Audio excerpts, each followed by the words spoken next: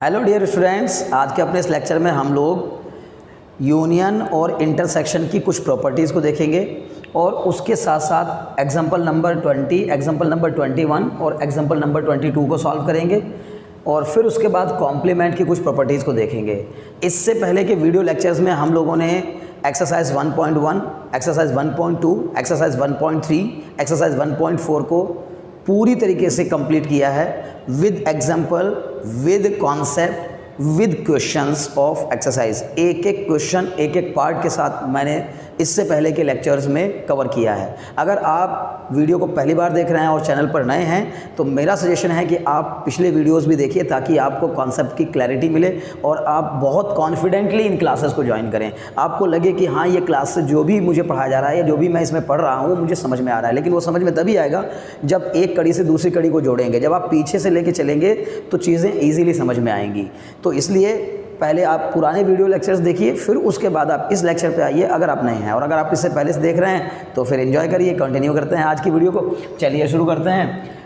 आज मुझे कुछ प्रॉपर्टीज़ बतानी है आप लोगों को। इससे पहले के वीडियो लेक्चर्स में हम लोगों ने यूनियन को जाना, इंटरसेक्शन को जाना, कॉम्प्लीमेंट को जाना, डिफरेंस ऑफ सेट को जाना।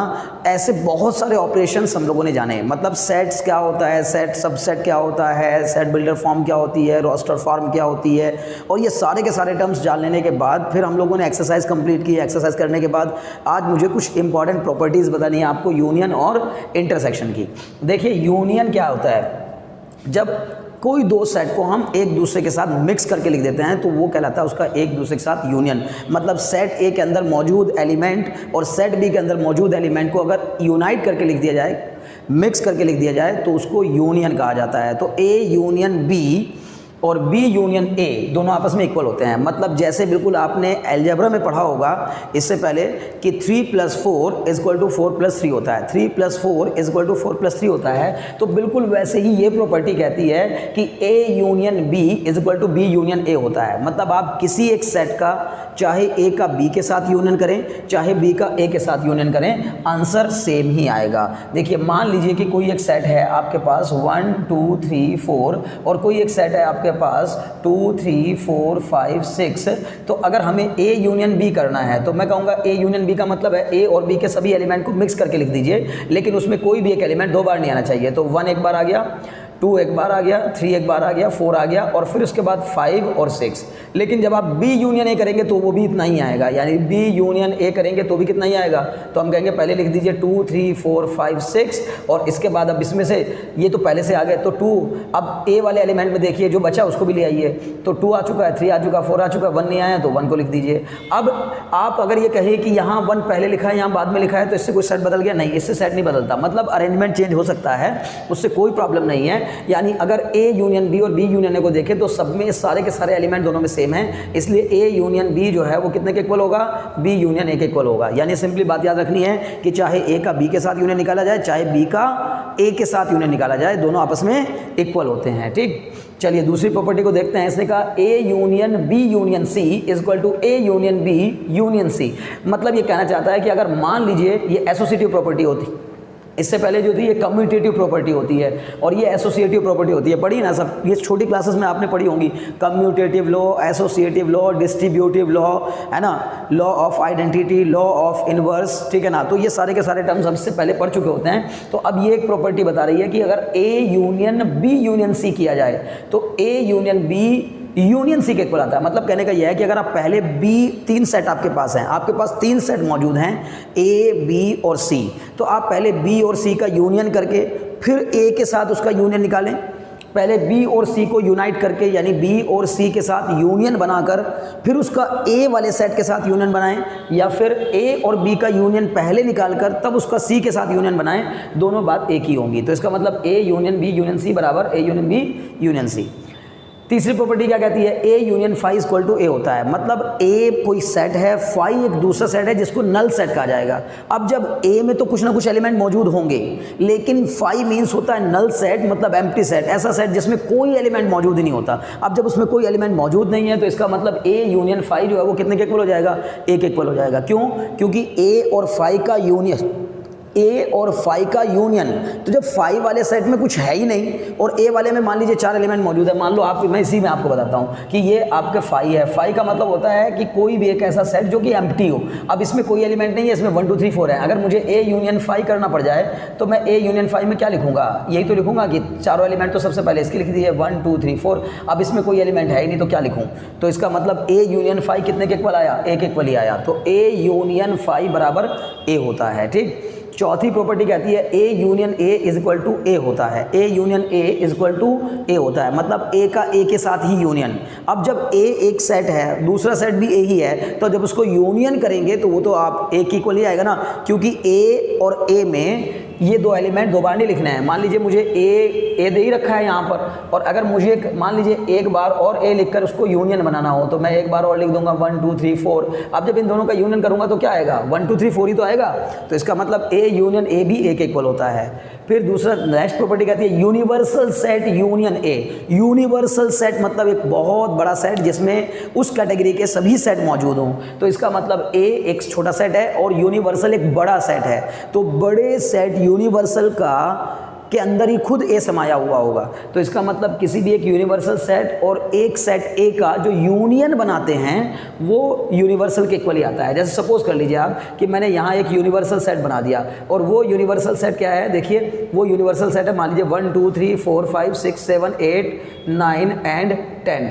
अब ये यूनिवर्सल है, ए का यूनिवर्सल यही कहलाएगा। क्यों, क्योंकि ए के सारे एलिमेंट इसमें अंदर मौजूद हैं। तो जब आप ए और यू का यूनियन करेंगे, मतलब यूनिवर्सल सेट यूनियन ए करेंगे, तो इसको और इसको यूनाइट करने का मतलब है कि आप सबसे पहले तो इसके सारे एलिमेंट लिख दीजिए यूनिवर्सल वाले के। अब जब इसके सारे एलिमेंट लिखेंगे तो इसका मतलब है साफ साफ कि अब ए के एलिमेंट अलग से लिखने की ज़रूरत नहीं रह गई है। क्यों, क्योंकि एक एलिमेंट तो सब आ ही गए उसमें। तो हमें यूनियन निकालते समय ए और यूनिवर्सल दोनों के एलिमेंट लिखने होते हैं ना, मिक्स करके। तो इसका मतलब यूनिवर्सल यूनियन ए जो है वो कितने के इक्वल होता है, यूनिवर्सल के इक्वल होता है, यूनिवर्सल सेट के इक्वल होता है। ठीक, तो ये 5 की 5 प्रॉपर्टीज़ बहुत आसान थी, आपको समझ में आ गई होंगी, इसलिए बताई गई हैं ताकि अगर ये प्रॉपर्टी डायरेक्टली क्वेश्चन में पूछ ली जाती है, पेपर पूछ जाते हैं, तो आप डायरेक्टली याद रख करके उनको बता सकते हैं।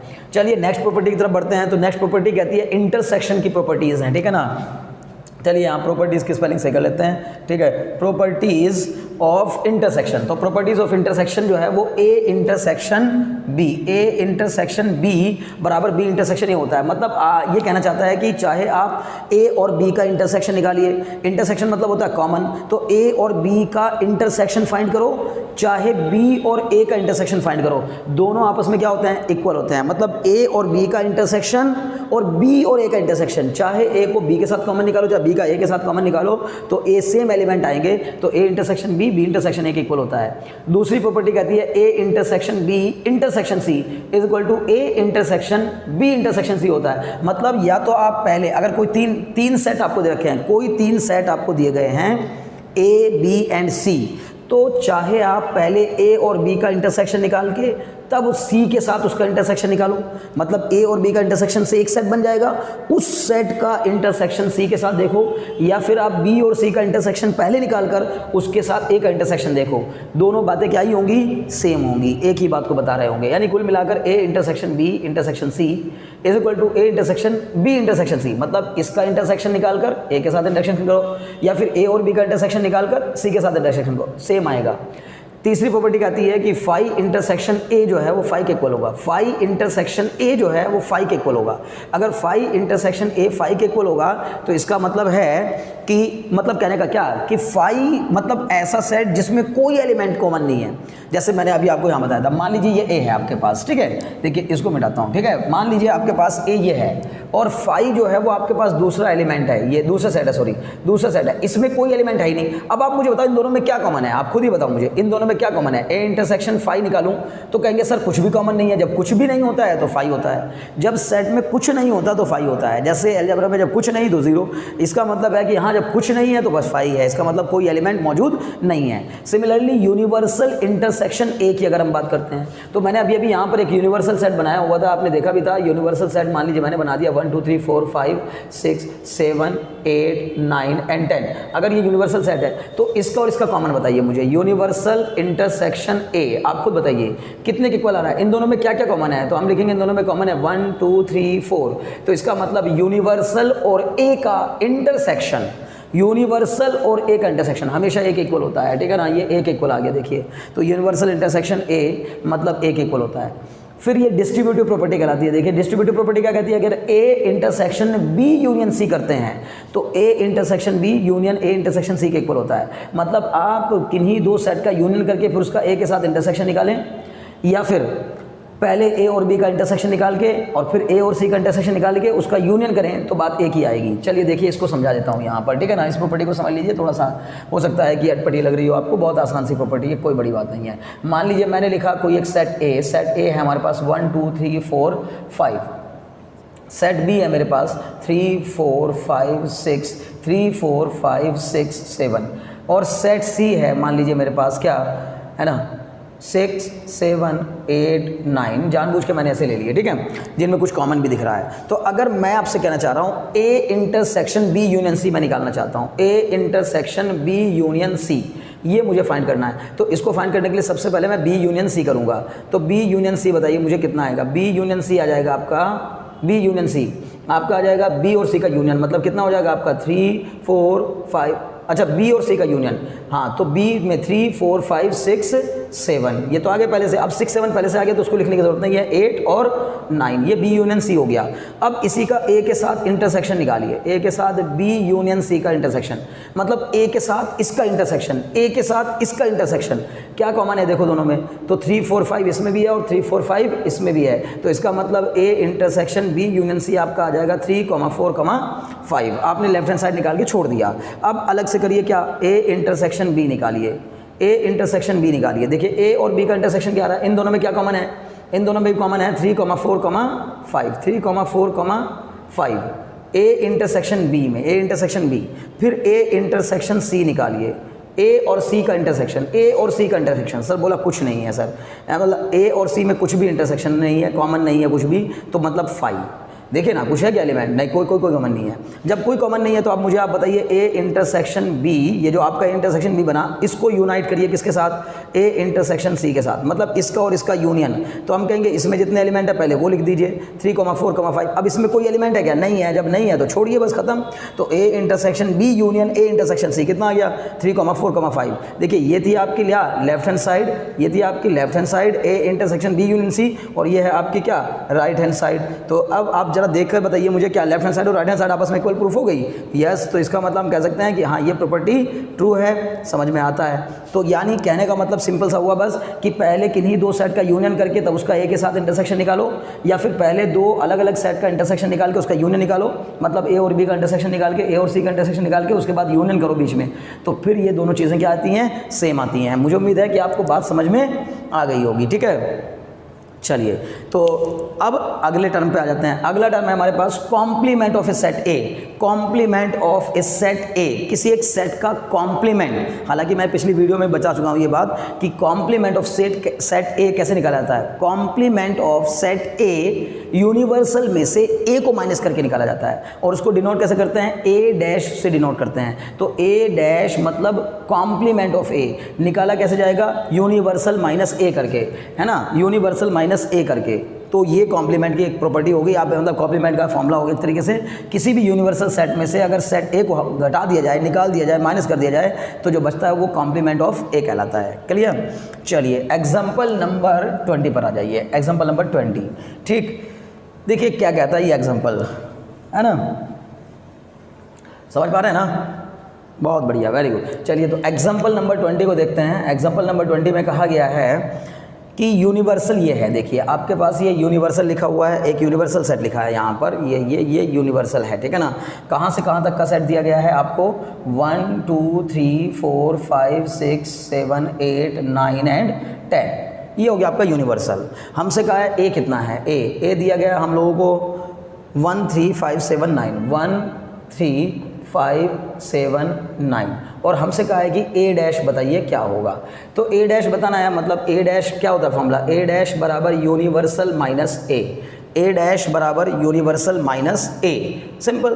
तो यूनिवर्सल में से ए को हटा दीजिए। अब मैंने माइनस करना यानी सब्ट्रैक्ट करना सिखाया है, डिफरेंस ऑफ सेट कैसे निकाला जाता है। अगर आपको यूनिवर्सल में से ए को घटाना है तो यूनिवर्सल वाले सेट के अंदर से वो एलिमेंट हटा दीजिए जो ए में भी मौजूद हैं, मतलब कुल मिलाकर यूनिवर्सल में से कॉमन एलिमेंट हटा दीजिए। तो यूनिवर्सल में से जब हम कॉमन एलिमेंट हटाने की कोशिश करेंगे, बताइए 1 है, 1 हटाना होगा, हाँ 1 इसमें भी है इसमें भी है, तो इसका मतलब 1 को हटाइए, 1 को हटाइए। 3 इसमें भी है इसमें भी है, अच्छा 2 है क्या, नहीं 2 नहीं है, इसका मतलब 2 रोक लीजिए। यूनिवर्सल में से सिर्फ वो हटा दीजिए जो ए में भी मौजूद हैं। तो यूनिवर्सल में से क्या क्या हटाना होगा आप खुद देखिए, इस पर टिक कर लीजिए हल्का हल्का। 1 हटाना होगा, 3 हटाना होगा, 5 हटाना होगा, 7 हटाना होगा और 9 हटाना होगा। ये हटा दीजिए, बचे क्या आपके पास 2, 4, 6, 8, 10, बस ये आपका ए कॉम्प्लीमेंट आ गया, ए कॉम्प्लीमेंट आ गया। ये 1 से लेकर 10 तक के सभी नंबर लिखे हुए थे, ये 1 से लेकर 10 के बीच के ऑड नंबर लिखे हुए थे और ये 1 से लेकर 10 के बीच के इवन नंबर लिखे हैं। तो मैं कह सकता हूं कि ये ऑड नंबर को हटाने के बाद जो बचेंगे वो क्या ही बचेंगे, इवन नंबर ही बचेंगे। इसका मतलब ए डैश निकल आया। चलिए एग्जाम्पल नंबर 21 की तरफ। उम्मीद है बात समझ आ रही होगी। अगर कोई डाउट है तो बताना है कमेंट बॉक्स में, आप लिखिए, आपके सजेशन मेरे लिए काफ़ी इंपॉर्टेंट होते हैं, ठीक है। चलिए एग्जाम्पल नंबर 21 क्या कहता है, कह रहा है universal be the universal set of all the student of class 11। आपकी क्लास के, आपने अपने अपने स्कूल के मान लीजिए, आपका स्कूल कोई एक को एजुकेशनल स्कूल है, समझते ना। को एजुकेशनल मतलब ऐसा स्कूल जिसमें लड़के और लड़कियां साथ पढ़ते हैं, उसी को एजुकेशनल स्कूल कहा जाता है, ठीक है ना। तो इसने कहा है कि आपका कोई एक को एजुकेशनल स्कूल है, उस स्कूल की क्लास 11 का जो सेट बनाया गया उसको यूनिवर्सल सेट मान लिया गया। यानी कि यूनिवर्सल सेट जो है वो कितने के इक्वल है, सेट ऑफ क्लास 11। अब इस क्लास 11 के सेट में सभी बच्चे आ गए, क्लास 11 के जितने स्टूडेंट हैं, चाहे वो लड़का है चाहे वो लड़की है, सभी इसके अंदर आ गए। तो सेट ऑफ क्लास 11 जो है वो यूनिवर्सल सेट बन गया। अब इसने क्या कहा कि मान लीजिए A be the set of all the girls in class 11। ए जो है वो क्लास 11 की गर्ल्स का सेट है। ए जो है वो क्या है, क्लास 11 की गर्ल्स का सेट है, set of girls of class 11, ठीक है ना, ऑफ क्लास 11, ठीक। चलिए अगर ये क्लास 11 की गर्ल्स का सेट है तो उसने हमसे पूछा ए डैश बताइए क्या होगा। ए डैश मतलब ए का कॉम्प्लीमेंट, ये हमसे पूछा है ए का कॉम्प्लीमेंट। तो भाई ए का कॉम्प्लीमेंट क्या होगा, मैंने आपको बताया कि जब भी ए का कॉम्प्लीमेंट निकालना हो तो यूनिवर्सल में से ए को हटा दीजिए। तो यूनिवर्सल मतलब set of class 11 student, class 11 के सभी स्टूडेंट का set, set of universal set है। उस यूनिवर्सल सेट में से आप किसको निकाल दीजिए बाहर, गर्ल्स के सेट को बाहर कर दीजिए। जो बचा वो क्या कहलाएगा, सेट ऑफ बॉयज़। तो इसका मतलब ए डैश जो होगा वो क्या हो जाएगा, set of boys of class 11। अरे भाई अगर गर्ल्स को बाहर कर देंगे, अगर क्लास से गर्ल्स को बाहर कर देंगे तो बचेगा कौन, क्लास के अंदर बॉयज़ बचेंगे। तो set of boys of class 11 जो है वो क्या हो जाएगा, एग्जाम्पल नंबर 21 में ए कॉम्प्लीमेंट की वैल्यू हो जाएगी। क्लियर। चलिए एग्जाम्पल नंबर 22 की तरफ बढ़ते हैं। मतलब बहुत आसानी से समझ में आने वाली चीज़ें हैं, अगर आप ध्यान देकर पढ़ेंगे तो एकदम आसान लगेगा कि ये तो कुछ भी नहीं है यार, कितना आसान चैप्टर है। और अब तक आपको डर लगता रहा होगा, डरना नहीं है बिल्कुल भी, ठीक है। चलिए अगले एग्जाम्पल की ओर चलते हैं। एग्जाम्पल नंबर 22 कह रहा है कि यूनिवर्सल कितने के इक्वल दिया है, देखिए ये रहा यहाँ पर, यूनिवर्सल कितने के इक्वल है, 1 2 3 4 5 6 के इक्वल है। और ए कोई एक सेट दिया गया 2,3 के इक्वल, बी एक सेट दिया गया है 3,4,5 के इक्वल। फाइंड करने के लिए कहा है ए डैश। तो सबसे पहली बात आपको, चलो एक बार फिर से मैं यहाँ लिख देता हूँ, यूनिवर्सल दिया गया है क्या, 1, 2, 3, 4, 5, 6, दिस इज यूनिवर्सल। फिर ए दिया गया है, ए कितना दिया गया है, ए दिया गया है 2,3। फिर बी दिया गया है, बी कितना दिया गया है 3,4,5। हमसे पूछा है, अब देखिए एक एक करके हम लोग सारी चीज़ें निकाल लेते हैं। इसमें ए डैश सबसे पहले पूछा, ए डैश, तो ए डैश का मतलब क्या होगा, ए डैश मतलब यूनिवर्सल माइनस ए। तो यूनिवर्सल में से ए को घटाइए, बताइए यूनिवर्सल में से ए को घटाकर क्या बचेगा, यूनिवर्सल में से वो एलिमेंट हटा दो जो ए में भी मौजूद हैं, ठीक है ना। तो 2 में से 2 घटाया, कितना बचा, कॉमन वाले एलिमेंट हटा दो बस, कॉमन वाले एलिमेंट कौन कौन है, 2 3, तो वो हटा करके जो बचे वो कौन से हैं, 1, 4, 5, 6, ये आ गया ए डैश। सेकेंड पार्ट में क्या पूछा है, सिंपल है ए डैश। बी डैश क्या है, अरे समझो ना, बताओगे बी डैश क्या आएगा, तो ये तो आप मुझे खुद ही बताइए, कमेंट बॉक्स में बताइए, ठीक है ना, कि बी डैश कितना आएगा। बहुत आसान है, बिल्कुल जैसे ए डैश निकाला वैसे ही बी डैश निकल जाएगा, ठीक। चलो खैर मुझे ज़रूरत ही पड़ जाएगी अभी आगे चल करके, तो बी डैश निकाल ही लेते हैं। तो बी डैश कितना होगा, बी डैश आपका आ जाएगा यूनिवर्सल में से बी को माइनस कर दीजिए, यानी कि कॉमन वाले एलिमेंट जो है उनको माइनस कर दीजिए। क्या आएगा आपके पास, 3, 4, 5 दोनों में कॉमन है, दोनों में, यूनिवर्सल में और बी में दोनों में कॉमन है क्या, 3, 4, 5। तो 3, 4, 5 को हटा दीजिए, बचेगा क्या आपके पास 1, 2, 6, ये बी डैश आ गया। थर्ड पार्ट में हमसे पूछा है कि ए डैश इंटरसेक्शन बी डैश बताइए, ए डैश इंटरसेक्शन बी डैश, तो इन दोनों का कॉमन, ए और बी में क्या कॉमन है, केवल एक 1 कॉमन है और एक 6 कॉमन है। तो A dash intersection B dash कितने के इक्वल आ जाएगा, 1, 6 के इक्वल आ जाएगा। समझ गए। फिर देखिए उसने क्या कहा चौथे पार्ट में कि ए यूनियन बी भी निकालिए, ठीक है ना, ए यूनियन बी। अब ए और बी का यूनियन क्या आएगा, 2 आएगा, उसमें दोनों के यूनियन में 2 आ जाएगा, 3 आ जाएगा, 4 आ जाएगा और 5 आ जाएगा। ये आ गया आपका ए यूनियन बी। अब क्या कहा कि शो करिए कि ए यूनियन बी का डैश, ए यूनियन बी का डैश इक्वल होता है कितने के, ए डैश इंटरसेक्शन बी डैश के। तो चलो एक काम कर लेते हैं, पहले ए यूनियन बी का डैश भी निकाल लेते हैं। तो ए यूनियन बी का डैश मतलब इसका डैश, ए यूनियन बी का डैश मतलब यूनिवर्सल में से ए यूनियन बी को माइनस कर दीजिए। तो यूनिवर्सल में से जब ए यूनियन बी को माइनस करूंगा मतलब 2, 3, 4, 5 हटा दूंगा, बचेगा केवल कितना 1, 6। अरे भाई यूनिवर्सल में से कॉमन वाले एलिमेंट हटा दिए, यूनिवर्सल और ए यूनियन बी के साथ जो कॉमन है उनको हटा दीजिए, तो बचा क्या केवल आपके पास 1, 6। ठीक है, अब ए यूनियन बी का डैश जो है वो कितना आ गया 1, 6 और ए डैश इंटरसेक्शन बी डैश कितना आया था थर्ड पार्ट में, वो भी 1, 6। देखिए इसको देखिए और इसको देखिए, तो A dash intersection B dash की वैल्यू भी इतनी है और ए यूनियन बी का डैश भी इतना ही है। तो आपका आंसर आ जाएगा A dash intersection B dash is equal to A union B का डैश। मुझे उम्मीद है कि आपको बात समझ में आ गई होगी। तो एग्जाम्पल नंबर 22 भी कंप्लीट हो गया। अब कुछ प्रॉपर्टीज़ और बची हैं, ये जो हमने अभी कॉम्प्लीमेंट सीखा है ना कि कैसे कॉम्प्लीमेंट निकालते हैं, ए का कॉम्प्लीमेंट कैसे निकला, बी का कॉम्प्लीमेंट कैसे निकला, ए डैश और बी डैश कैसे निकला, ए डैश को ही तो कॉम्प्लीमेंट कहते हैं। तो उसी की कुछ प्रॉपर्टीज़ हैं, देखिए वो प्रॉपर्टीज़ क्या कहती हैं। ये कह रहा है पहली प्रॉपर्टी कहती है A union A dash, A union A dash universal के इक्वल होता है, यूनिवर्सल के इक्वल। चलिए यहीं से प्रूफ करते हैं। देखिए ये रहा आपका ए और ये रहा आपका ए डैश, ध्यान से देखिएगा पारखी नज़रों से, है ना, पारखी नज़रों से देखिएगा। ये रहा आपका ए डैश, ये ए और ये ए डैश, इन दोनों का यूनियन बताइए मुझे कितना आएगा। अगर मैं इसी एग्जांपल से लेकर के चलने की कोशिश करूं तो आप पाएंगे कि ए और ए डैश का यूनियन कितना आ रहा है, ए यूनियन ए डैश।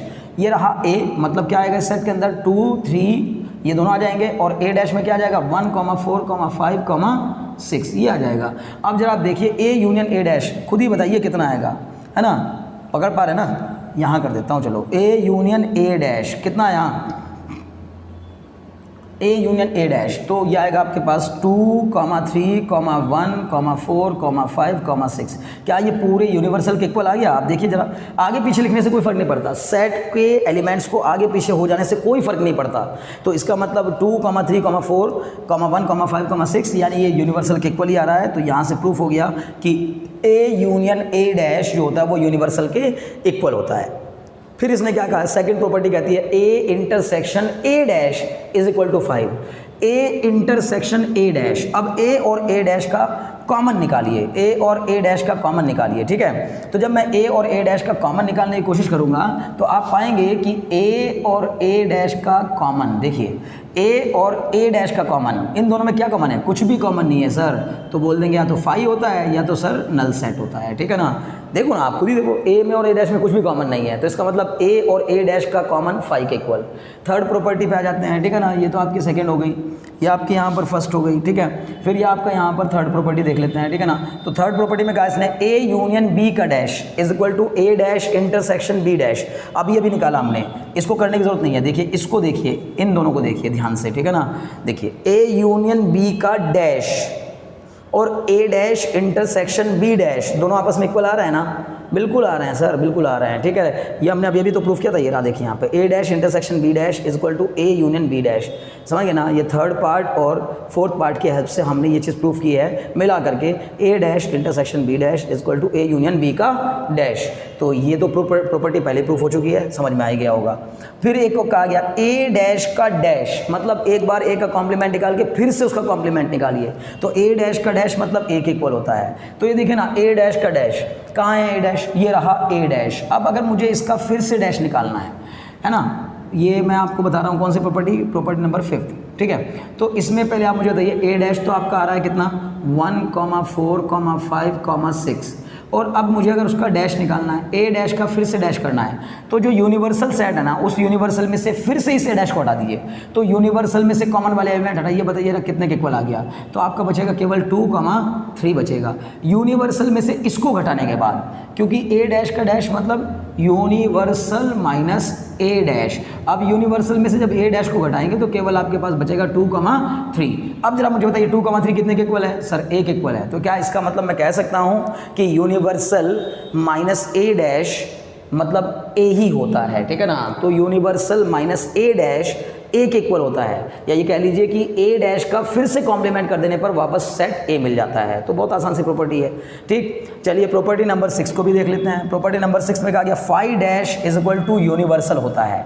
अब आप मुझे खुद बताइए, फाई का मतलब जिसमें कोई एलिमेंट मौजूद ना हो, ऐसा कोई सेट जिसके अंदर कोई एलिमेंट मौजूद ना हो। अब मुझे उसका डैश निकालना पड़ जाए, ठीक है, ऐसे समझिए यहाँ पर, ठीक है ना। 6 प्रॉपर्टी को अगर मुझे फाई का डैश निकालना पड़ जाए, फाई का डैश, तो फाई का डैश निकालने का मतलब है कि जो यूनिवर्सल है उसमें से फाई के एलिमेंट हटा दिए। अब फाई में कोई एलिमेंट ही नहीं होता तो किसको हटाऊं? कुछ हटेगा ही नहीं, तो बचेगा क्या? 1, 2, 3, 4, 5 एंड 6। जब कुछ हट ही नहीं रहा है, यूनिवर्सल में से कुछ हटा ही नहीं, तो इसका मतलब क्या बचा? यूनिवर्सल ही बचा। तो फाई डैश जो होता है वो यूनिवर्सल के इक्वल होता है। दूसरी बात, यूनिवर्सल का डैश, ठीक है ना, यूनिवर्सल का डैश। अरे भाई अब यूनिवर्सल का डैश मतलब यूनिवर्सल का कॉम्प्लीमेंट, तो यूनिवर्सल का कॉम्प्लीमेंट मतलब u माइनस यू हो जाएगा। अरे भाई यूनिवर्सल में से किसी भी सेट को हटाओ तो उसका कॉम्प्लीमेंट आता है ना, तो अब यूनिवर्सल में से यूनिवर्सल को हटाओगे तो यूनिवर्सल का कॉम्प्लीमेंट आ जाएगा। अब यूनिवर्सल सेट का कॉम्प्लीमेंट क्या होगा? जब यूनिवर्सल में से यूनिवर्सल घटा दिया तो कुछ बचा गया, तो सेट में जब कुछ नहीं बचता तो वहाँ पर 0 होता है या कि फाई होता है। मतलब 0 नहीं लिखना है, 0 जैसे अलजेब्रा में ना कि 3 - 3 0 होता है, वैसे ही सेट में set A minus set A null set के इक्वल होता है, मतलब फाई के इक्वल होता है। 0 नहीं कहेंगे उसको, बस नल सेट कह देते हैं, वॉइड सेट कह देते हैं, एम्प्टी सेट कह देते हैं, ठीक है। तो बात समझ में आ गई होगी। ये आपका प्रॉपर्टी नंबर 6 थी, जो कि वो भी कंप्लीट हो गई। मतलब हमने उन्हीं एग्जांपल्स और उन्हीं प्रॉपर्टीज़ को देख करके आसानी से सॉल्व कर ली चीज़ें, ठीक है ना। तो मुझे उम्मीद है कि आपको ये कॉम्प्लीमेंट, यूनियन, इंटरसेक्शन, इनकी प्रॉपर्टीज़, यानी कॉम्प्लीमेंट की प्रॉपर्टीज़, यूनियन की प्रॉपर्टीज़, इंटरसेक्शन की प्रॉपर्टीज़ और एग्जाम्पल नंबर 20, 21 एंड 22 बहुत आसानी से समझ में आ गए होंगे। चलिए खैर, तो आज के लिए इतना ही काफ़ी है। मिलते हैं अगले वीडियो में, अगले लेक्चर में एक्सरसाइज 1.5 के साथ।